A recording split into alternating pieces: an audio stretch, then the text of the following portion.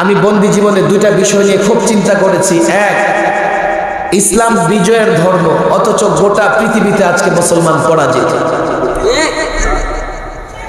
ইসলাম উভয় জগতের কল্যাণের ধর্ম, দুনিয়ার কল্যাণ আখিরাতের কল্যাণ উভয়টাই ইসলামে আছে। কথা ঠিক না বেঠিক?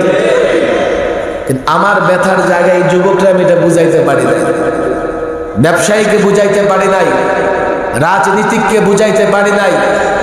ফলে ইসলাম উভয় জগতের কল্যাণ হওয়া সত্ত্বেও তারা ইসলামের দিকে না এসে প্রচলিত তন্ত্র মন্ত্রের দিকে ফিরে যাচ্ছে। কথা ঠিক না বেঠিক? আমার ব্যর্থ, আলেম ওলামাদের ব্যর্থতার জায়গা এটা। এই যুবক ব্যবসা করতে চায়, কোনো সমস্যা নেই, ব্যবসা করো, সৎ পথে করলে, সৎ পথে করলে নবীদের সঙ্গে হাসর নাসর হবে। কথা ঠিক না বেঠিক?